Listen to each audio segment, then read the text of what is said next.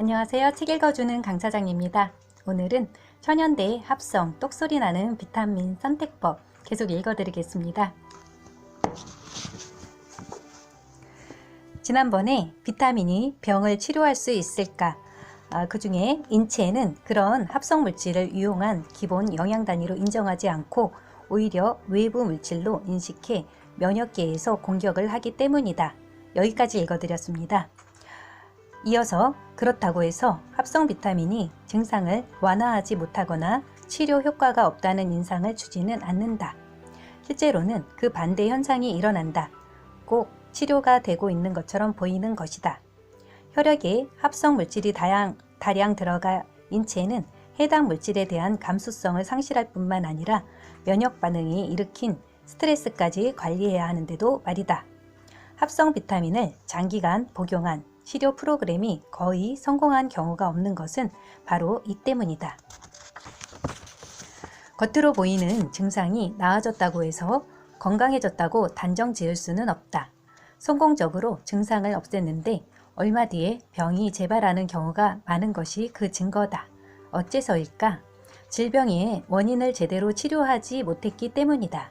건강은 증상을 일으키고 질병을 일으키는 영양소 결핍이 해결되어야 좋아질 수 있다. 그러나 앞에서 지적한 것처럼 합성 물질은 영양소의 기본 단위가 될 수 없기 때문에 근본적으로 영양소 결핍을 치료할 수 없고 따라서 건강을 증진하지도 않는다. 비타민 보충제는 응급치료 시에 쓸 수 있기 때문에 많은 건강 전문가들이 약품으로 분류한다.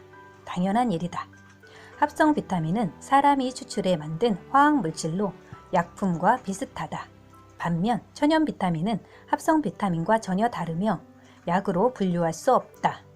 천연 비타민은 과일, 채소, 기타 식물 같은 식품 및 약효가 있는 자연물로 만들지만 합성 비타민은 실험실에서 화학 물질을 가지고 화학 과정을 거쳐 만든다.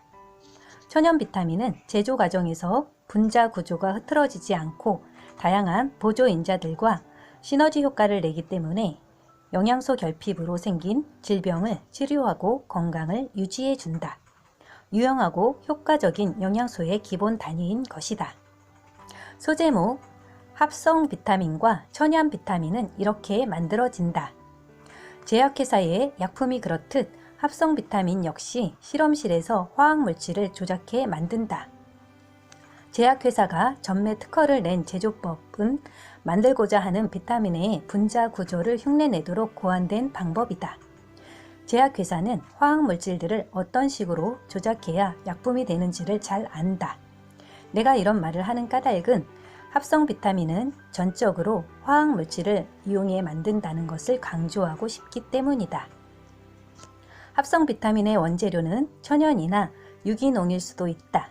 하지만 생산 과정을 모두 거친 합성 비타민에는 천연이나 유기농이라 이름 붙일 수 있는 물질이 거의 남아있지 않다. 게다가 생산 과정에서 콜타르나 석유화학 제품을 첨가하기 때문에 독성을 띨 수도 있다. 합성 비타민 B1을 예로 들어보자. 화학자들은 먼저 콜타르로 비타민을 만들 기본 물질을 만든다. 그 다음에는 콜타르에 염산 같은 물질을 부어 침전물을 만들고 비타민 B1과 화학 구조가 같은 물질이 나올 때까지 발효를 비롯해 제약회사에서 특허를 낸 다양한 과정, 즉 화학물질을 첨가하거나 특별한 화학 반응을 일으키거나 열을 가하거나 식히는 것 같은 과정을 거친다. 마침내 비타민 B1과 화학 구조가 같은 물질이 나오면 수분을 제거하고 물질의 순도를 측정한다. 이렇게 해서 나온 합성 비타민 물질은 유통업자에게 넘어가거나 또 다른 추가 과정을 거쳐 상품으로 만들 제조업자에게 넘어간다. 자연식품을 이용한 비타민 B1 보충제는 합성 비타민과는 전혀 다른 과정을 거쳐 만들어진다. 우선 추출하고자 하는 비타민이나 영양소가 들어있는 메가, 쌀룬 같은 식물을 수확해 깨끗이 씻는다. 씻은 식물을 커다란 통에 넣고 정제수를 붓고 여과기로 걸러 여과액을 모은다. 오늘은 여기까지 읽겠습니다. 다음에 뵙겠습니다.